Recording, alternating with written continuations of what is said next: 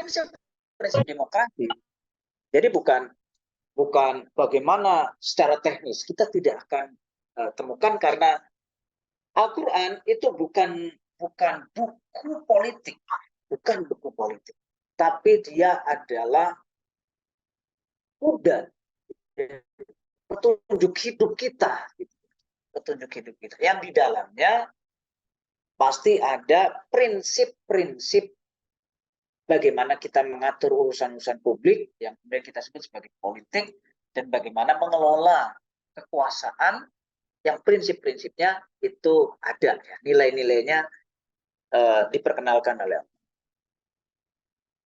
Oke, jadi posisi kita ketika kita membicarakan Al-Quran dengan konsep-konsep baru, ya, kira-kira seperti itulah.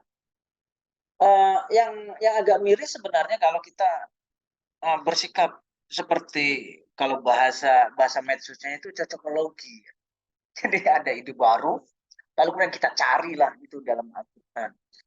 Ada penemuan baru dalam sains, teorinya wah keren gitu ya, lalu kemudian kita cari di dalam Al-Quran. Yang seperti itu agak berbahaya, ya, karena produk-produk pikiran manusia seperti tadi itu, ya, seperti katakanlah teori saintifik, ya, itu sifatnya kan relatif. Jadi teori-teori itu bersifat relatif, artinya relatif di situ bahwa produk pikiran manusia, baik itu dalam bentuk sains dan seterusnya, itu tidaklah mutlak benarnya. Padahal Al-Quran itu mutlak. Karena itu bahayanya begini, ketika teorinya dibantah nanti oleh teori lain yang lebih kuat, maka orang akan menyeret-nyeret agama. Ya, itu bahayanya, ya. Jadi kita ingat mungkin pengalaman dari kaum dari orang-orang Kristen. Orang Kristen di Eropa yang keliru dalam melihat konsep astronomi dari heliosentris ke geosentris. Dulu orang, nah ini kita bisa bayangkan, ya, orang selama ribuan tahun berpikir keliru tentang tata surya kita itu. Menurut pandangan yang sebelum nanti dikoreksi oleh Galileo Galilei gitu, ya, oleh Kopernikus, itu kan geosentris. Jadi matahari itu mengelilingi bumi, dan orang bayangkan, orang ribuan tahun salah berpikir. Jadi pernah terjadi gitu, ya. Orang keliru dalam melihat dunia. Nah, bagaimana itu terjadi? Itu terjadi karena ada stempel agama di sana. Orang-orang yang misalnya di abad pertengahan, ya, itu orang-orang yang menentang teori geosentris itu dipandang menentang kitab suci. Jadi padahal yang dikritik itu teorinya, tapi kemudian karena ya dikasih ini berasal dari agama, ini cocok dengan kitab suci. Akhirnya apa? Akhirnya ketika teori itu dikritik dengan teorinya Kopernikus yang kemudian dipopulerkan oleh Galileo Galilei, orang yang mengkritik itu dianggap mengkritik agama, menistakan agama, sampai dihukum mati. Nah, ini bahayanya, ya, kalau kita mencocok-cocokkan, ya, dengan antara teori baru dengan Al-Quran. Nah, kita harus hindari yang seperti itu.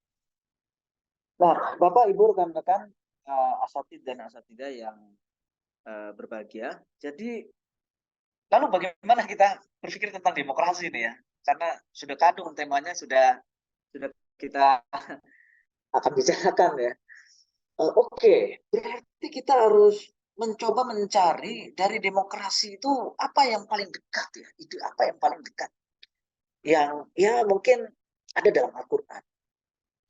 Salah satu yang banyak diperkenalkan oleh para pemikir Muslim, terutama kaum modernis, ya, yang mencoba untuk melihat kompatibilitas, jadi kecocokan antara ide-ide modern dengan Al-Quran. Karena sebenarnya misalnya para kaum modernis, ya, misalnya kalau di Parmadinah ada Cak Nur, ya, Khalis Majid, itu mengatakan bahwa Islam itu datang sudah terlalu maju ketika turun itu, ya. Al-Quran itu sudah terlalu maju untuk masyarakat jahiliyah.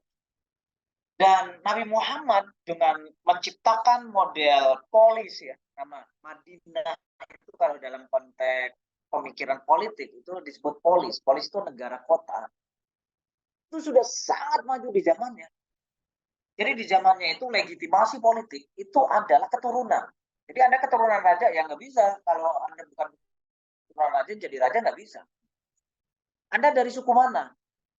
Itu nggak bisa itu. Anda kalau bukan dari suku yang mayoritas gitu ya, Anda nggak bisa jadi kepala atau sultan atau raja begitu. Bisa.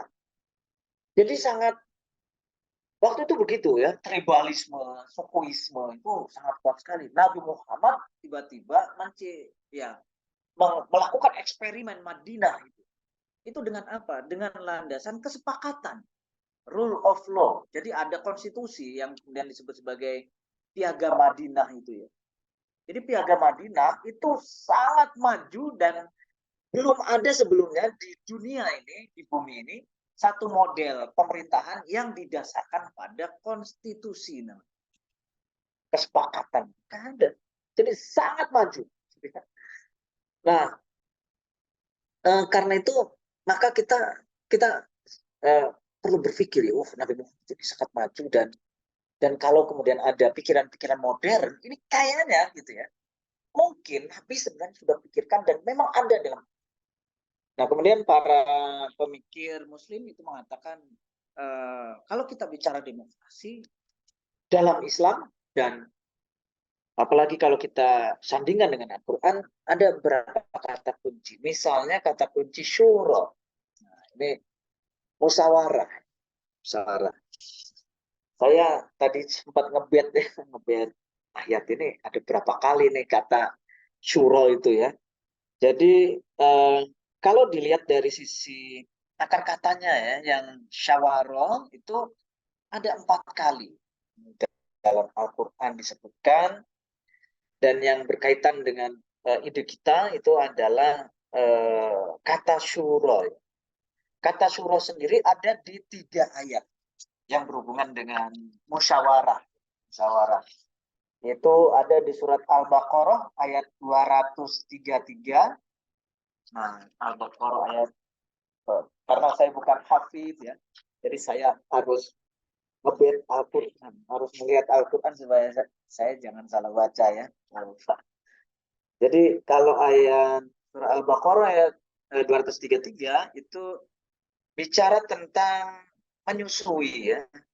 233 itu tentang menyusui dan nah, saya bacakan saja ya. Yang mana 233. Bismillahirrahmanirrahim. Wal walidatu yurdi'na auladahunna haulaini kamilaini liman arada apa ini?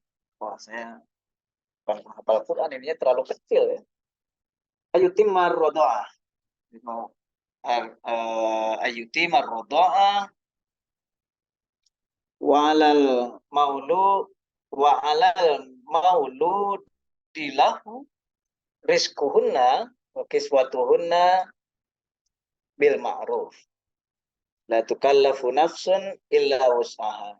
La tudarra walidah biwaladiha wala mauludun lahu biwaladih wa 'alal warisi mislu dzalik. Fa in arada fisala antara minhuma wa tasyawur. Ini kata kuncinya tasyawur. Tasyawur. Wa tasyawurin fala junaha alaihi. Nah, ini ayat ini bicara tentang penyapihan ya. Apabila keduanya ingin menyapi dengan persetujuan dan permusyawaratan. Jadi tasyawur itu permusyawaratan. Itu ayat yang pertama yang terkait dengan musyawarah. Surat Al-Baqarah ayat 233. Kemudian ada surat Ali Imran ayat 159. Ayat surat Ali Imran ayat 159. Ini saya akan bacakan juga. ayat 159. 159.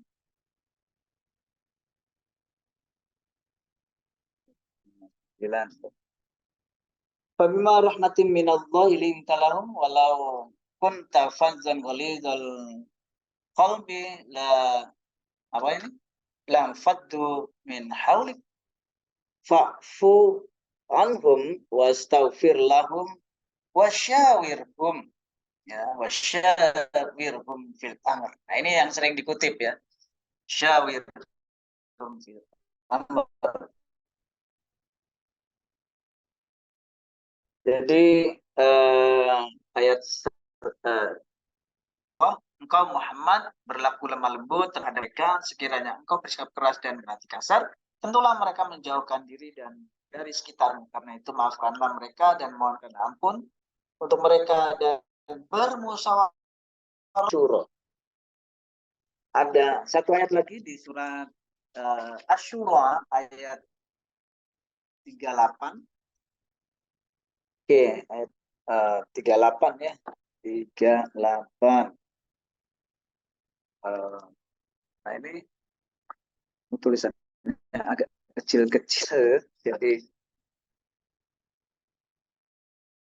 ini memang perlunya Hafiz itu begini ya di situasi kayak gini. Jadi sudah di apa di luar kepala gitu ya. Oke, ayat 38. 38. Oke ini ya.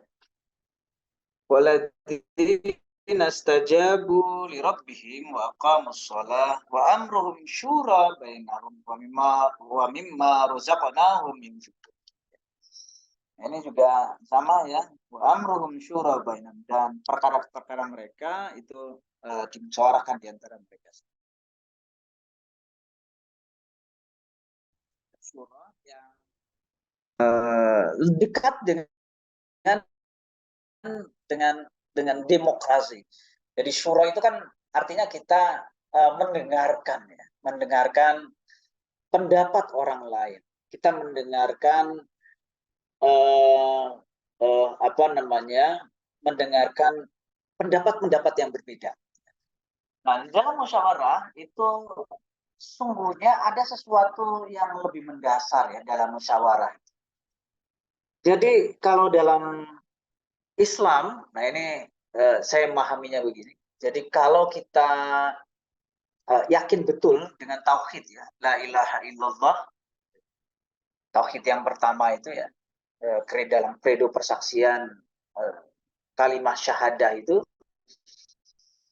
la ilaha illallah, maka konsekuensi dari itu adalah bahwa kebenaran itu hanyalah milik Allah.